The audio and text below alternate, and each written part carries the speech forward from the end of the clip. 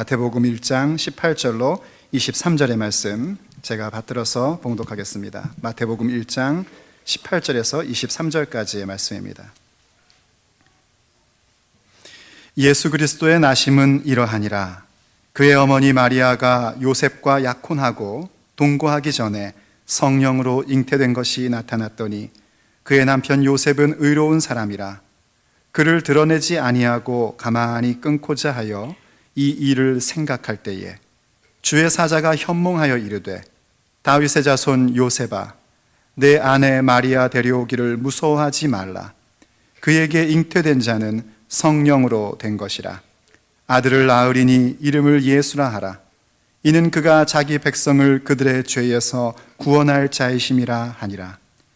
이 모든 일이 된 것은 주께서 선지자로 하신 말씀을 이루려 하심이니 이르시되 보라, 처녀가 잉태하여 아들을 낳을 것이요 그의 이름은 임마누엘이라 하리라 하셨으니 이를 번역한즉 하나님이 우리와 함께 계시다 함이라. 아멘. 오늘 주의 은혜가 우리와 함께하는 줄로 믿습니다. 오늘 여러 가지 공연으로 함께한 여러분들에게 하나님의 은총이 함께하기를 바랍니다. 제가 확신하건대 하나님께서 이쁘게 봐주셨을 줄로 믿습니다. 우리가 보기에는 엉망진창이고 매끄럽지도 못하고 앞줄 틀리고 뒷줄 틀리고 그렇게 하지만 원래 자식들이 하는 거는 다 보기 이쁜 거 아니겠습니까?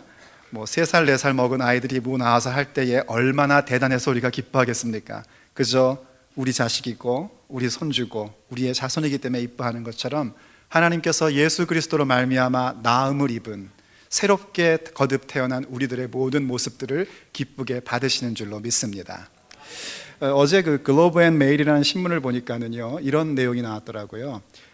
캐네디언, 아메리칸, 그리고 브리튼, 그러니까 영국 사람, 미국 사람, 캐나다 사람들이 각각 한 80%에서 90% 정도의 사람들이 이른바 그 홀리데이 시즌이라는 말보다는 크리스마스라는 말을 더 좋아한답니다. 그런 표현을 더 선호한대요. 참 제가 이렇게 보면서 목사로서 평상시에 홀리데이 시즌이니 시즌스 그리딩이니 이런 말 들으면 굉장히 기분이 나쁜데 기쁜 아주 반가운 소식 같이 들렸습니다. 근데 계속 읽어나가다 보니까 이런 내용이 나오더라고요. 그런데 그 미국인, 영국인, 캐나다 사람들 각각 이 성탄절에 예배든지 미사든지 뭐든지 간에 하여튼 예배를 드리는 그런 사람들은 영국 25%, 캐나다 30%, 미국 40% 정도에 불과하다는 겁니다. 더 심각한 건 뭔지 아십니까? 크리스마스에 대한 의미를 어떤 거로 생각하냐 할 때에 예수님의 나심이라는 걸 생각하는 것은 고작 전체적인 퍼센테이지로 5%에 불과하고요. 나머지 95%는 뭘 생각하냐면 성탄의 의미는 가족에게 돌아가는 시간이다. 가족과 함께하는 시간이다. 이런 의미로 그렇게 받아들인답니다. 어린아이들한테야 산타나 선물이 많겠지만 어른들을 대상으로 한 리서치였기 때문에 아마도 가족과 함께하는 시간을 더 중요하게 여긴 것 같습니다. 맞습니다. 성탄절은 우리가 가족과 함께 모여서 함께 기뻐하고 즐거워하고 또 그 가운데에 가정 속에 있는 평화를 느끼는 날임에 틀림이 없습니다. 성경에도 이야기하기를 이 성탄의 날들을 일찍이 이사야 선지자가 예언을 할 때에 이렇게 예언을 했습니다. 이는 한 아기가 우리에게 낳고 한 아들을 우리에게 주신 바 되었는데 그의 어깨에는 정사를 메었고 그의 이름은 기묘자라 모사라 전능하신 하나님이라 영존하시는 아버지라 평강의 왕이라 할 것임이라 하고 예언을 했습니다. 그리고 예수님께서 오셨고 예수님이 오셔서 우리를 구원하는 그 모든 일들은 우리의 노력과 우리의 요청에 의한 것이 아니라 오직 만군의 여호와의 열심으로 그 모든 일들이 이루어지는 것이라고 명확하게 말씀하고 있습니다. 그래서 우리가 오늘을 살면서 이 성탄절을 맞이하며 크리스마스를 맞이하면서 가족이 모이고 또 교우들이 모여 함께 기쁘고 평화로운 시간을 보내지만 더욱더 우리가 알아야 될 것은 예수 그리스도와 누릴 수 있는 참된 평화 가운데 우리가 한 발자국 더 들어가야 한다는 것입니다. 우리가 만약 가족끼리 모여서 또 교우들끼리 모여서 기쁘고 평화로운 시간을 보내는 것으로 만족한다면 우리는 성탄의 참 의미를 알지 못하는 것이고 그리스도의 나심을 알지 못하는 일일 것입니다.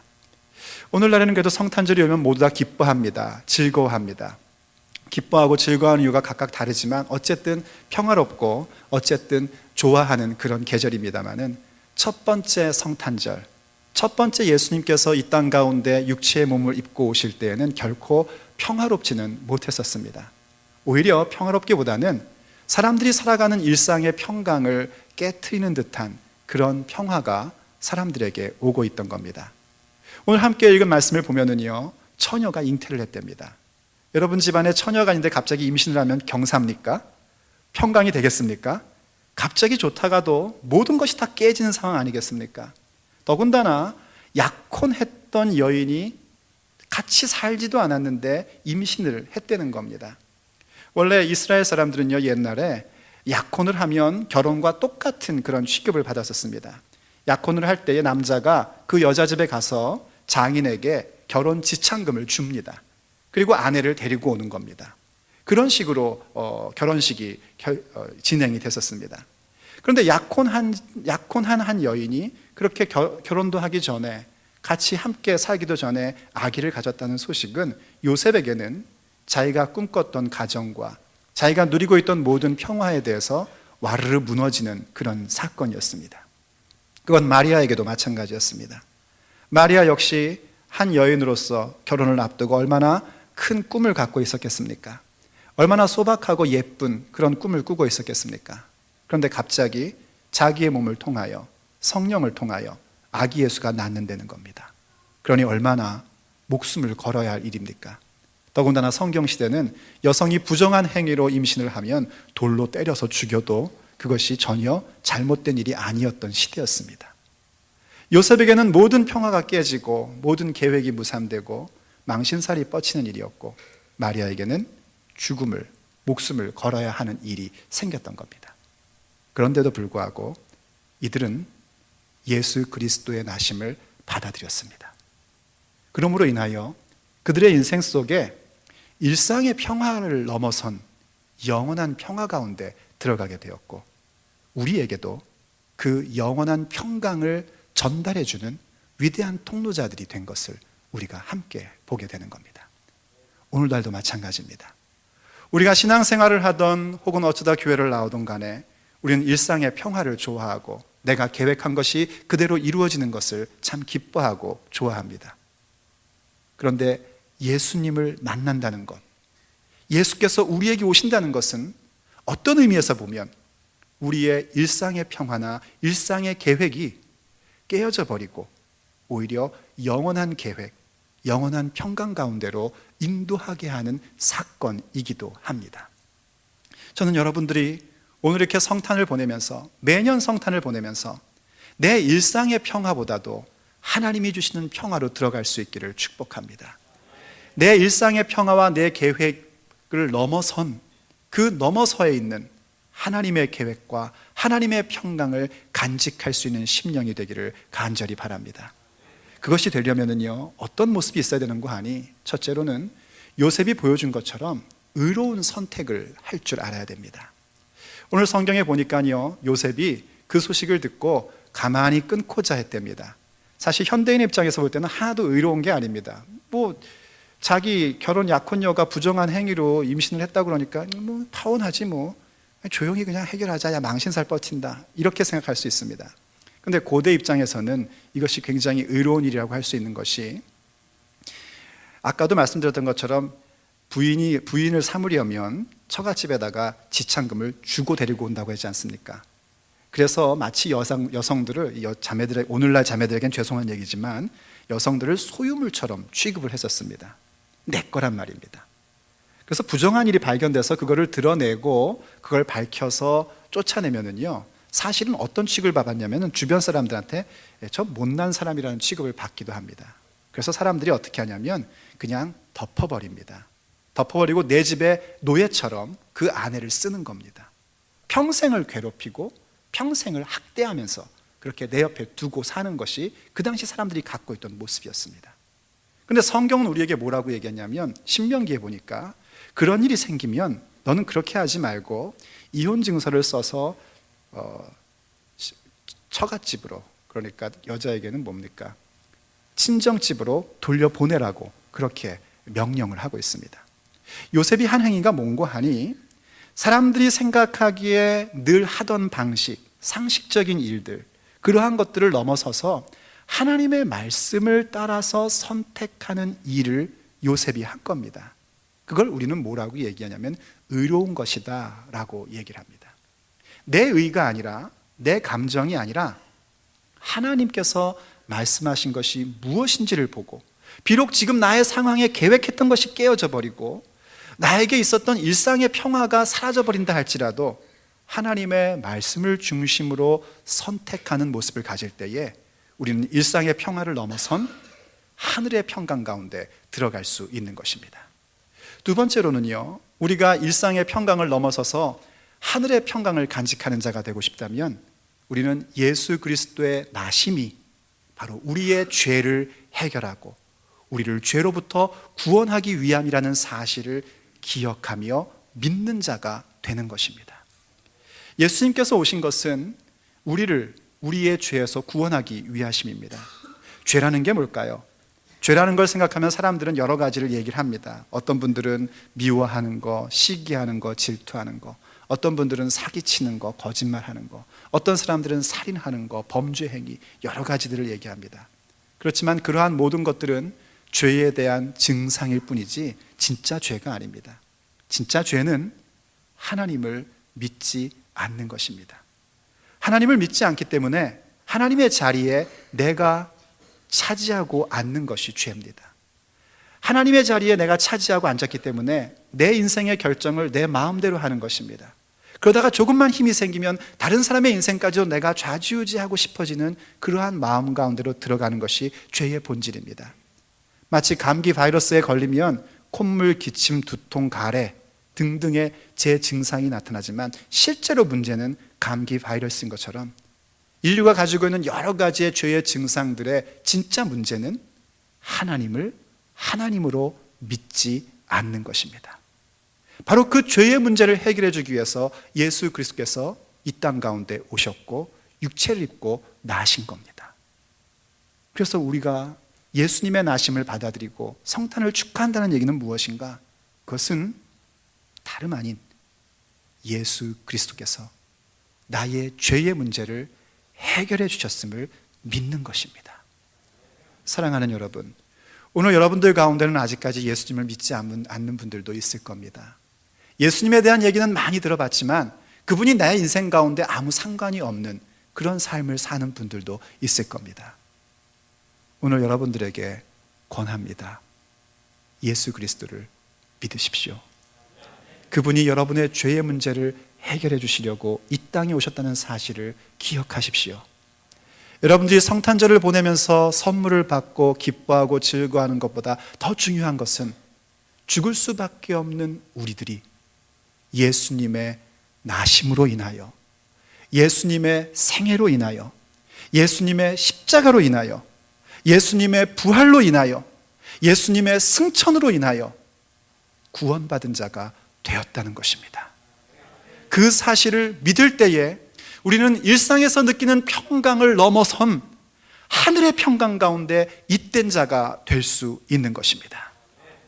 그리고 세 번째로 우리의 일상의 평강이 하늘에 잇된 영원한 평강 가운데로 들어가는 것은 그 예수께서 임마누엘, 우리와 함께 하시는 하나님이라는 사실을 기억하며 누리며 사는 것입니다. 그것은 무엇이냐면 하나님과의 깊고 친밀한 사귐의 관계를 갖는 겁니다. 여러분 한번 생각해 보십시오. 우리가 왜 의로운 것을 선택합니까? 왜 하나님의 말씀의 의로움을 택합니까? 만약 그것이 나의 의로움을 드러내고 나는 남보다 좀 더 도덕적인 사람이라는 것을 나타내고자 선택하는 것이라면 하나님과는 아무 상관이 없습니다. 우리가 왜 죄 씻음을 받고 싶어 합니까? 내가 지난 1년 동안도 살아가면서 잘못했던 것들에 대한 죄책감을 씻기 위한 것에 불과한다면 그 죄 씻음도 아무 의미가 없습니다. 우리가 하나님의 말씀의 의로움을 택하는 이유도, 예수 그리스도로 말미암아 죄 씻음 받는 이유도, 그 모든 목적은 바로 우리 삼위일체 하나님과의 깊고 친밀한 사귐을 갖기 위함입니다. 하나님을 사랑하는 마음을 가지고 하나님과 깊고 친밀한 관계 속에 살아가는 것, 그것이 바로 임마누엘 되신 예수 그리스도를 믿는 믿음이요, 그 믿음을 가질 때에 우리의 삶의 일상의 평강을 넘어선 영혼의 평강 가운데로 잇된 복된 삶이 될 수 있는 것입니다. 히브리서가 우리에게 얘기해 줬죠. 하나님을 믿는다는 게 뭔가? 그것은 하나님이 계신 것을 믿는 것이요, 하나님께 나아가는 자들에게 상 주시는 분임을 믿는 것이 우리의 믿음이라고 분명히 얘기하고 있습니다. 하나님이 계신 것을 믿으십니까? 정말 믿으십니까? 하나님이 어디 계신 것을 믿으십니까? 하나님이 저 천국 저 멀리, 어떤 사람은 말하기를 100조짜리를 넘어선 그 어딘가, 거기에 계신 것을 믿으시는 겁니까? 그렇다면 아직 여러분들에게는 성탄이 오지 않은 겁니다. 하나님, 어떤 하나님의 존재를 믿는가? 우리와 함께 하시는 하나님을 믿는 겁니다. 예배 시간에 함께 하시는 하나님 정도가 아니라 내 가정생활 속에, 내 직장생활 속에, 내 학교생활 속에, 나의 삶 모든 자리자리마다 함께 하시는 하나님을 믿는 것이 믿음입니다. 그리고 그분을 추구하며 찾는 것을 하나님께서 상 주신다는 사실을 믿는 것이 참된 믿음입니다. 예수님께서 이 땅 가운데 오셔서 육체의 몸으로 나신 이유는 바로 우리에게 그 임마누엘 되심, 우리와 함께 하시며 우리와 사귐을 갖기 위함으로 그러한 역사를 나타내 주셨던 것입니다. 그러므로 우리의 일상에서, 일상의 평강에서 영혼의 평강으로 갈 수 있는 가장 최고의 길은 그리스도와 사귐을 갖는 것입니다. 사랑하는 형제자매 여러분, 오늘 우리는 성탄을 기뻐하고 즐거워합니다. 그리고 또 우리는 여러 가지 생각과 계획을 갖고 있습니다. 그럼에도 불구하고 우리가 그것을 넘어서서 영원한 계획과 영원한 평강 가운데 들어가기를 간절히 바랍니다. 그리스도의 나심은 우리의 일상의 평강에서 영원한 평강으로 인도해 주시기 위함입니다. 기도하시겠습니다.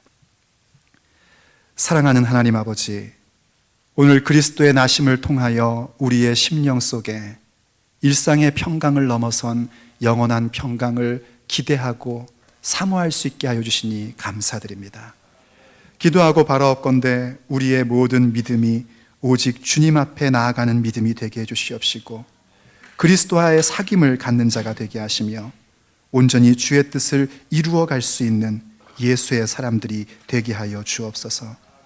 그리스도의 나심을 기억하며 의로움을 택하게 하옵시고, 그리스도의 나심을 기억하며 예수 그리스도로 말미암은 구원을 받게 하옵시고, 그리스도의 나심을 통하여 하나님과의 깊고 친밀한 사귐, 그 임마누엘의 하나님을 누리며 살게 하여 주시옵소서. 우리 주 예수 그리스도의 이름으로 간절히 기도 올립니다. 아멘.